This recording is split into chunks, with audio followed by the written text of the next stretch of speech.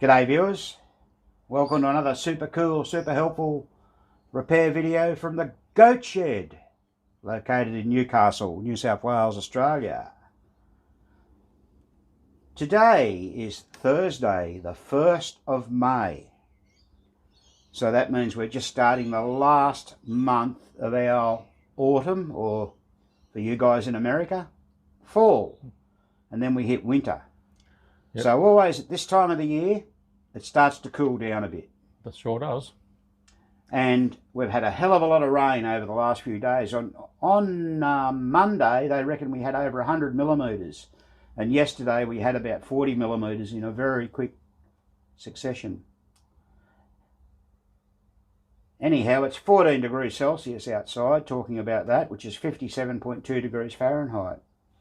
Today we have Gottlieb's Kingpin from November 1973, model number 358, and there were 4,350 of these made, according to the IPDB, and they are pretty well always spot on. Another design by Ed Krinsky and art by Gordon Morrison. Now, the machine preceding production of Kingpin was Gottlieb's Hotshot, and post Kingpin was Pro Pool. This machine was in the Goat Shed about 4 years ago. A guy had painted it himself. We done a few repairs to it, and it's now been presented to us all those years later. Apparently a guy purchased it off the original guy we did the work for. Only a few months after, he used it for a little bit, and then it's been in storage ever since. Now, when we received it, we found that there was a few problems. The first problem was the 10,000 reel, as soon as you powered the game up, was pulling in. Well, we'll show you what was wrong with that in a minute. It was a bit weird, but someone's obviously had the score reel apart or done something to it, because the little operating arm was in the wrong spot, causing the run-out switch to be permanently closed. And on the 10,000 reel, you only have 2 switches, because there's no 9 carryover switch, so you only have 0 position and run-out. And 0 position wasn't touching either. It was because the operating arm was out. Once again, we'll show you in a minute. It's got a few other problems. We'll do a reset on this in just a tick. Why not? We'll do it now and just see what happens. I think the 100 score reel wasn't working real good on reset. Yeah. So I'll have to have a little look at that. So we've got a couple of score reel problems. Let's kick the ball out. Now, the other thing we noticed, it's got weak pop bumpers. They're really, really weak.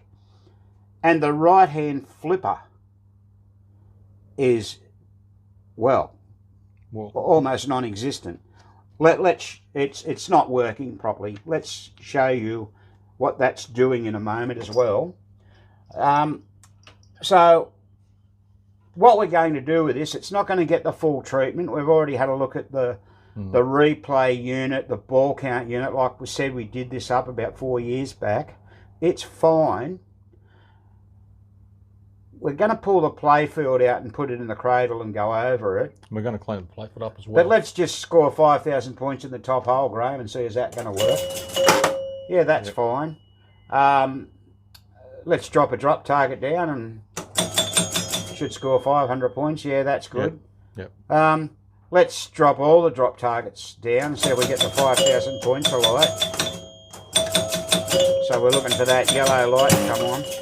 Yeah, that came on, the yellow lamp. Would you just point to that? Yeah. There. That means that every target that's lit with that arrow, red dot will pay 5,000, or should anyway. Which it does, and so these ones should pay 500. But in the arrow, the dot will move.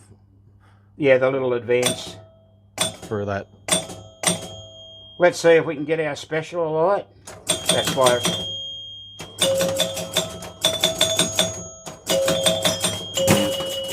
Yeah, we did. And there's the red dot. So let's hit that and see what happens. And you should get 5,000 plus a free game. All right, well, let's see if we do. Beautiful. We did. So that's all working. All the features are working. And then the red dot will move to the left. Yeah, that's right. Looks like we've got a broken plastic up the top there. Yeah, it's pretty bad. It was repaired at some stage here as well. Ah, right. Okay, we might have to try and repair it Well, for the guy. they've got a spare one in the game there, but it doesn't fit properly, so we might. Oh, that's right. Yeah. But yeah. this one's actually we've got spare ones of these, but they're not much good. They're pretty faded. They often break those ones. I could fix it. If we have to. All right, let's go around the back of the game now and show you what we found with the 10,000 reel. So Graham will just pull that out.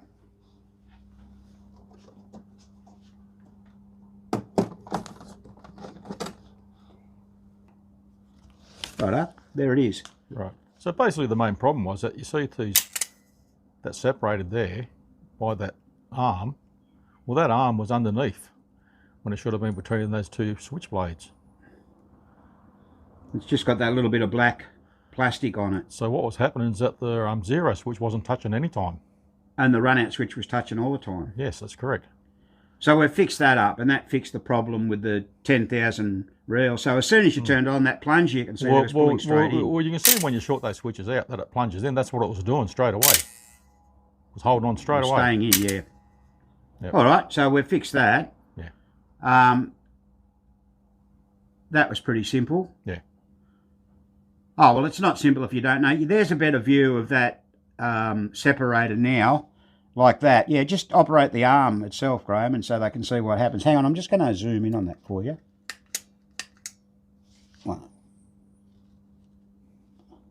Yeah, that's 9 position. Well, that's where the 9 position should be, but it hasn't got a 9 position switch. And that's 0. All right. That's where they're close. But when it was underneath, well, that was lifting up, and that 0 switch wasn't touching at all. And that was touching. Okay. Well, it was short, dead short anyway, because see, dead short, so it was pulling in. All right, let's have a quick look at the flippers now. Righto, so here we are under the Playfield. Here's the right flipper mech. Look at that, it barely pulls in. Now that's the end of stroke switch not touching. But if you look carefully, the pad is missing off there. Blown straight off. See the hole there? And these are only 3 years old, apparently. Yeah, so never seen that. we're going to have to change that end of stroke switch. That's what the problem is. It looks like it's obviously had a flipper kit in it, because there's the top flippers there. You can see that the different colour linkages. They were a darker brown, the earlier ones. Yeah. So that needs to be done. That needs to be done. And the pop bumpers, like, what's the matter with them? Let's have a quick look. How are they? Spring's pretty tight. Okay. But we'll go over them anyway. We'll probably put new sleeves in them at least. Clean them up. Yeah. Yeah, I don't think we're done. Yeah, well, see, it might have had a pop bumper kit in too, because see the new screw heads? Yeah. You know, we changed them because you get them with the kit. Yeah. And it's got the new nuts, and you can see the yoke is rather new. So we just might have dirty or misadjusted switch on that. We'll fix those up. Was this the game that had the timing out for the 5,000 in the special?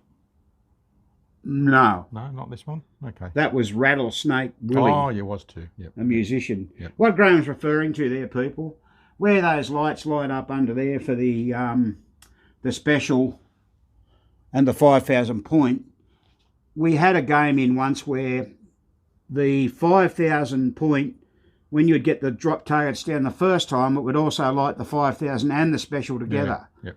Now, we fixed that, and we told the guy about it, that it was wrong, and he rang up about a week later and said, oh, that doesn't work properly anymore. And we had to re-explain to him what the situation was. And what the problem was, and I can remember this, and we teach this in all our classes, this is motor stack 4C here. So you got a switch on 4C and one on 4B, and one was really bent on an angle on this one here. Yeah. That, I think it was that switch actually. Yeah, Whoops. it was so bad, someone done it on purpose. And it was throwing the timing out because 4B and 4C are close together in the timing cycle. Yeah. I'll endeavour to show you that on the schematic if I can.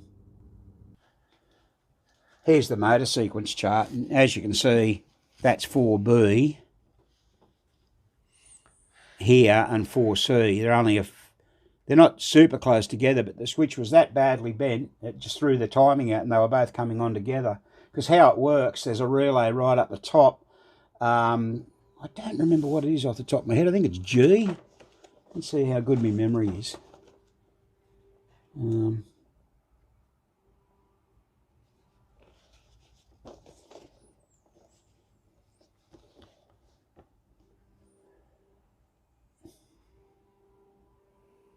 No, it's Q.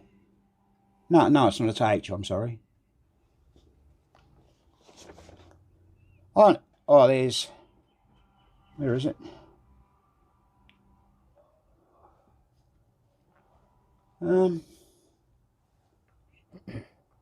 N. I'll get it. I'll show you.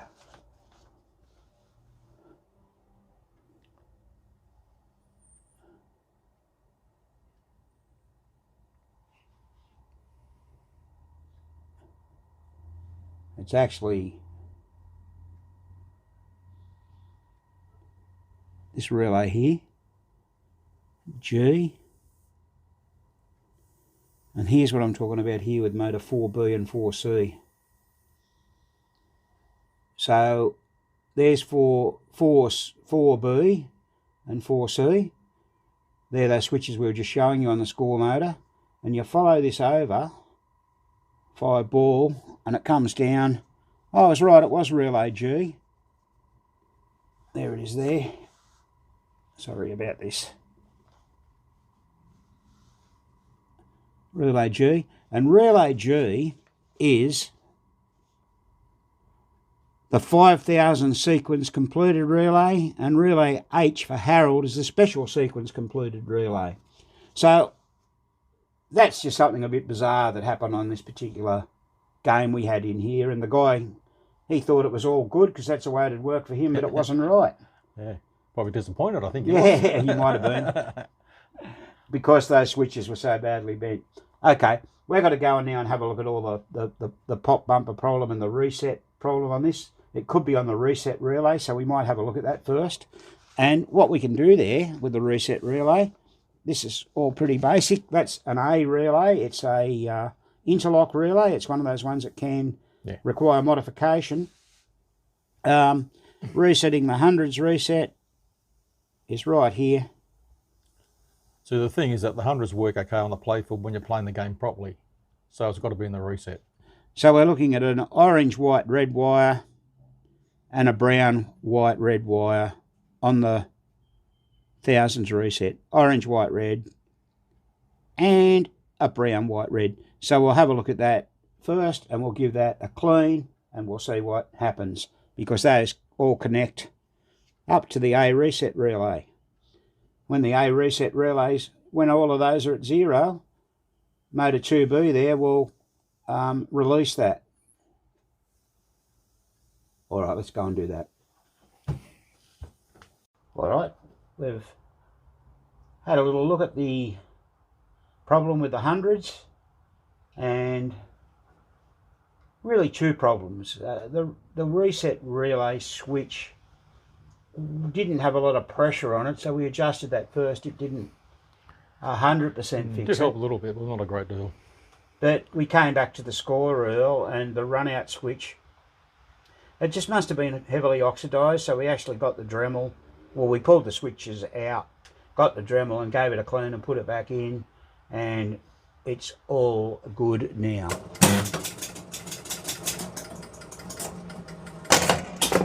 So that's perfect. So what we're going to do now, we're going to remove the playfield from the game. We're going to put it in our cradle, and we're going to attend to that end of stroke switch. I'll give you a better look at that when we get that out. And we've got work to do on the pop bumpers and we're going to give the playfield a bit of a clean. Oh, we're going to strip the playfield down. Yeah, we probably should. We've got to do the wood and all the side. Oh, you're going to do the wood, yeah. Oh, and the other thing we noticed, the guy obviously re-rubbered this himself and he's used the wrong size rubber. See what he's done there? Yeah, he's cut that in there. So we'll put the right rubber Not only on. could the ball get stuck in there from coming down really quick and bouncing, or bouncing off there, it could smash the globe as well. Yeah, it's not the best kingpin playfield. It's all plank. There's nothing we can do about that. Yeah, the one we had before was a lot better. We can certainly make it work a little better. Yeah, we'll get it. We're looking nice. All right. Well, we best do that.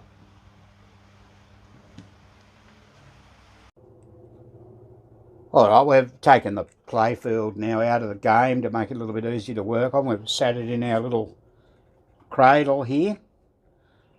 We've removed the pop bumpers from the game, both of them. We wanted to have a look at the spoon switches. We thought they might have been dirty, but they're clean.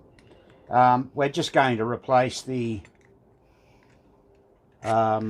skirts because they're pretty bad. We're going to buff up the rings. They're not much good. Dirty and flattened out, so we'll change those over. That one's buggered, Kim. It's the legs going adrift. Oh, look at that. Yep. Yeah, so that one's going to be changing, and that one's okay. Things to look out for. Yeah. So we go through a few of those rings. It's just about ready to fall off. All right, now here's what we were talking about with the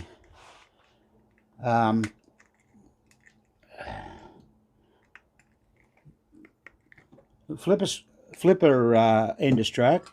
There you can see there the switch on one side, but there's a hole right there. That's where the other one's supposed to see it protruding out of, just like on this one over here.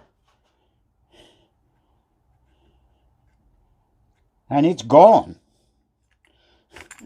So that's a bit strange. We don't remember, or we don't have it recorded, I should say, in our book about fitting a flipper kit. Maybe the customer did this. So the guy's bought this, and his right flipper has never worked. You saw that earlier in the video. So we'll have to replace that end of stroke switch, and that'll all be well. But other than that, everything else looks pretty good. We have got this relay here.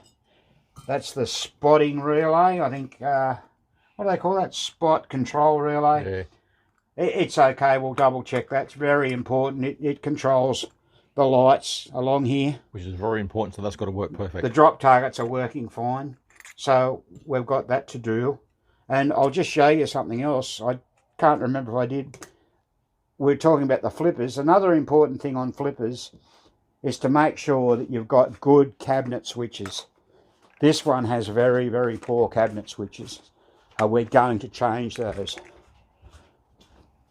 You have a look down here. You can see they're pretty well worn out. This one as well. We always like to have a good look at the ball kicker. Now, once again, I'm repeating myself, but we had this in earlier on a few years back. We like to feel that there's nice and smooth travel, so we have a look there. Looks like the coil sleeve's been changed. There's not too much sideways movement on this rivet here. Sometimes we like to punch those if they're really loose to spread it, but you've got to be really careful you don't make it too tight, so don't overdo that. Right. Graham's just taken that old end of stroke switch out now. Where's the other one? Oh, we've got another one here. Okay. There we go. We haven't got any new end of stroke switches at the moment. We'll see how this goes. Only refurbished. We'll see how that goes. This one's pretty good, actually. Yep. There's another one looking down from the top. You can see the two switches. Where's that other one, Brian? Here it is here. And there's this one looking down from the top.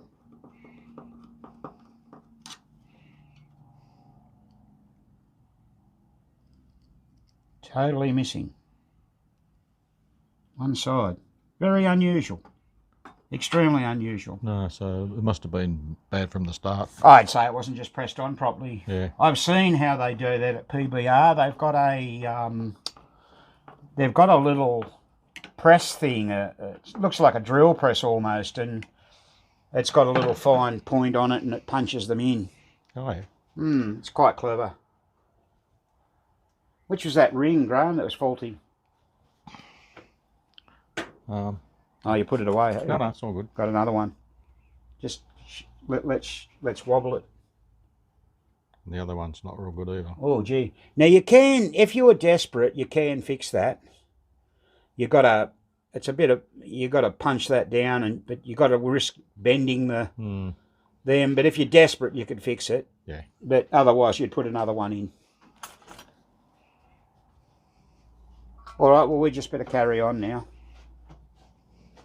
Plenty to do. Right. So it's all back together now. In summary, we had to do a few things. We changed the flipper cabinet switches. We showed you those earlier on. Yeah, they were bad. They were bad. They're changed. We changed the flipper end of stroke switch. You'll recall we showed you the end of stroke switch. The pad on one side, the contact pad, was gone. Clearly, that was a new switch. It just hadn't been pressed in right when it was done, and it's fallen out. Now, we repaired the pop bumpers. Pretty much we just pulled the spoon switches out, cleaned them, cleaned the end of stroke and the scoring switch. We did say we were going to change the skirts, but when we got the skirts they were pretty good. They were pretty good, so we didn't bother. They weren't chipped or nothing, so we didn't bother. We didn't bother. We had to clean and adjust some Playfield switches, some of the lane switches. We repaired that resetting problem earlier on, we mentioned earlier in the video. And we found the match unit in the back box. It was sticking. It's involved in when you... With the alternator, the lights as well. It'll alternate the pop bumper lights. And all the lane lights. And the lane lights. And the whole lights. Now, the armature plate in that was grooved. I've shown this or illustrated this many times before, and we've actually done videos on how to repair those FS relays, but we simply had to take it out, give it a good Dremel at the pivot point and where it hits the armature, and that's fixed it. Now, you'll notice that there's no plastics on the game at the moment. The plastic at the top, the big one, was broken. Very badly, actually. Badly, we shown you that. One of the others here was cracked. Oh, it was one of these. Yeah, that one, yep. Yeah. And another one was broken. This one here. We had a chat to the owner and said, hey, look, really these plastics need changing.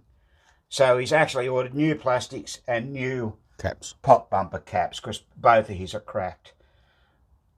So, and we're lucky that the machine's got brand new drop targets anyway. Yes, we didn't have to do anything to the drop targets. We must have put these in years ago. I think possibly, yeah. But they're not worn, they look pretty good still. Yeah. Even though the rubbers looked pretty good as well, we decided to change them because some of them had really lost their elasticity. They were cracking a little bit, some of them. They were. Now, the top arch where Spanky has been painted. Yep. And all the hardware's been polished up. And all the side rails have been varnished here, the wood. Yeah, Graham likes to do that, sanded them down. We take the side metal off and we polish them and put them back on.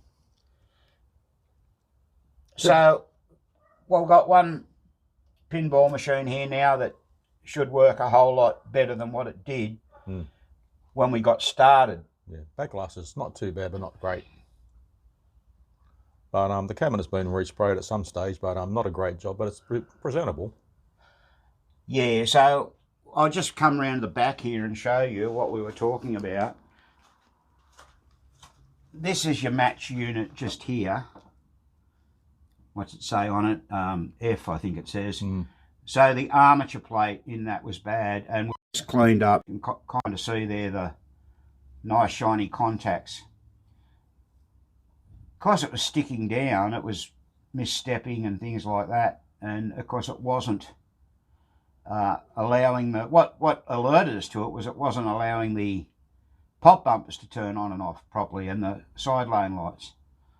Oh, who's that? Skanky. Skanky, what's she doing there? No. Looking for Spankies round the front. Let's turn it on again now and watch it reset. And we'll show you that it all works. Hopefully. Yeah, hopefully still. All right. So here we go.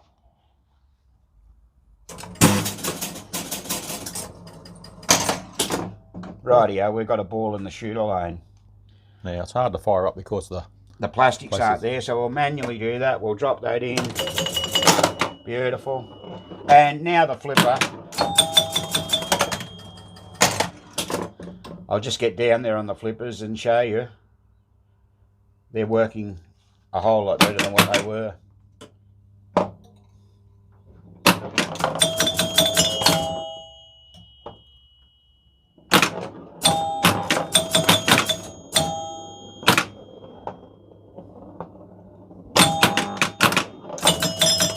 You'll remember that right flipper wasn't even propelling the ball. So essentially the end of stroke switch repaired that, but the cabinet switches have given the flippers more power, more oomph. Yeah. This game's also got a step down transformer fitted to it. So that's stepping down our Australian 240 volts to 110 volts. And we can remember we had some issues with a certain breed or brand of step down unit. Yeah, they're getting hot. They get warm, and they even though they said they were 200 watt, they weren't. And I think this one's got one of those because it does work a little bit better with our step down. We've got a good quality step down. So when the customer picks it up, we'll plug his step down in and then plug ours in just to illustrate to him the differences. And he can decide whether he wants to buy a better one. Yeah, it's just a shame that the Playfield is quite planked where Graham's pointing. But considering the kingpin, I've seen a lot worse. Usually it's worn down, you can't hardly see the lines. Yeah, often the bowling theme games like Top Score 300 yeah, they're very popular. They had really nice playfields, but this one hasn't got a real nice playfield. But this is the era of the planking around 72, 73. Yeah. So just roll over that, advance that, yeah, there you go, so the bumper's on. Yeah, and when you got the target stand, you get your dot, and then that advances the dot. Yeah, we illustrated that earlier in the video. Yep. So overall now, this is basically ready to go. We'll do a little bit more testing on it. But it's going to be here till the end of the month anyway, I think, doesn't it? Yeah, I think the chap's moving. So we'll play it. We'll play it over the end of the month. So whenever we get visited, we'll say here. We'll put it in the corner out the way, and we'll just play it. And yeah, it's the only way to do it. But yeah, you should be happy with it. It's a very good game to play. Well, we had one in not long ago, didn't we? That one from down Victoria. Yeah, Kingpin's a popular one in the game. We probably see as many of them as we do like Jungle Queens. Absolutely, and I think you just hit the nail on the head. I think that's the next game we've got coming in, isn't it? A Jungle Queen. Have we? I've got one here. I've got one there too, yes, but that one's later on in the queue. Yeah. And as I was telling Kim this morning, we've actually got 4 machines working in the shed at once. Yeah, we're still waiting for the guy to come and pick up Fantastic. Yes. Which will give us a bit more room. And we're going to be starting back on the ice show very shortly. Yeah, very true. Yeah, we've got that to finish before we actually... We're just waiting on something to get done. Sure. All right, so...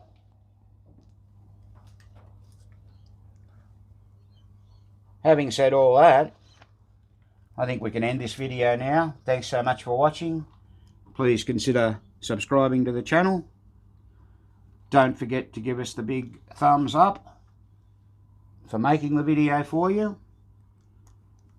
And this has been another Goat Shed presentation.